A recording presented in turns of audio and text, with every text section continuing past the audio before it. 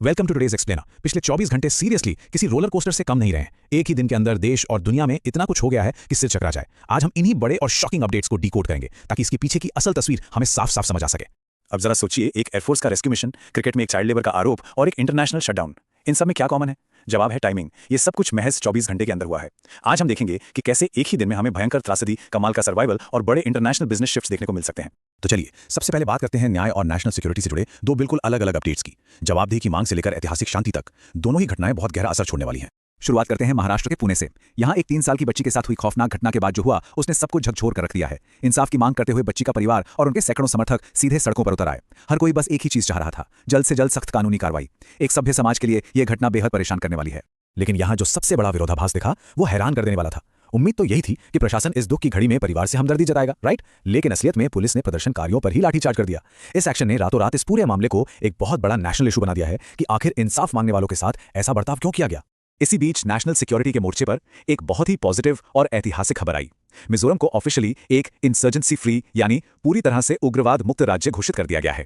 जो आखिरी आतंकी गुट बचा था उसने भी फाइनली अपने हथियार डाल दिए हैं। मतलब दशकों का वो संघर्ष अब खत्म और ये पूरा रीजन अब पूरी तरह से शांति की तरफ बढ़ चुका है। ये सच में एक बहुत बड़ा माइलस्टोन है। देश की सुरक्षा से आगे बढ़ते हुए अब बात करते हैं कुछ ऐसे सर्वाइवल इंसिडेंट्स की जिन्होंने सच में सांसें अटका दी। आधी रात की उड़ानें और हाईवे पर बाल बाल बचने की घटनाएं।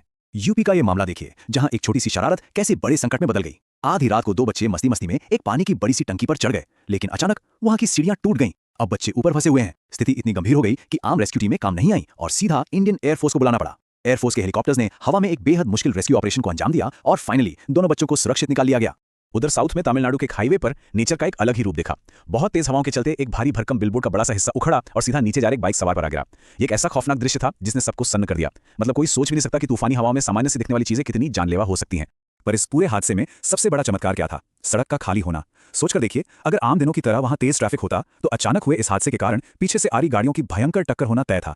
इस खाली हाईवे ने लिटरली एक बहुत बड़े चेन रिएक्शन वाले एक्सीडेंट को रोक लिया। किस्मत ने यहां पूरा साथ दिया। चलिए अब बात करते हैं कुछ अनएक्सपेक्टेड स्पोर्ट्स कंट्रोवर्सीज और जियोपॉलिटिक्स की। क्रिकेट के मैदान पर लीगल धमकियों से लेकर पड़ोसी देशों में बंद होती फैक्ट्रियों तक का अपडेट लेते हैं।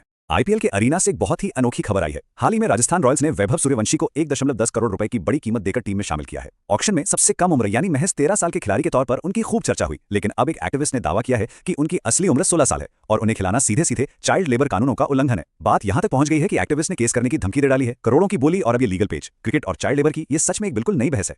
और फाइनली इंटरनेशनल लेवल पर एक बहुत बड़ा अपडेट। पाकिस्तान के ग्वादर में एक प्रमुख चीनी कंपनी ने अचानक अपना बहुत बड़ा प्लांट शट डाउन कर दिया है। ये सिर्फ एक फैक्ट्री का बंद होना नहीं है, ये इस पूरे रीजन के इकोनॉमिक और जियोपॉलिटिकल शिफ्ट का एक बहुत बड़ा इशारा है। ये वो प्रोजेक्ट्स हैं जिन पर सीपैक यानी चीन पाकिस्तान आर्थिक गलियारे की पूरी नींव टिकी थी।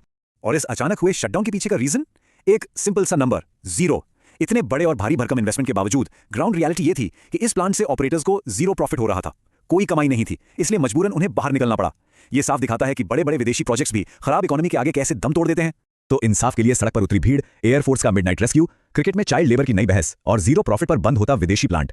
इन 24 घंटों के अपडेट्स में से आपके हिसाब से कौन सी घटना आने वाले दिनों में सबसे लंबा और गहरा असर छोड़ेगी? इस पर जरूर विचार कीजिएगा।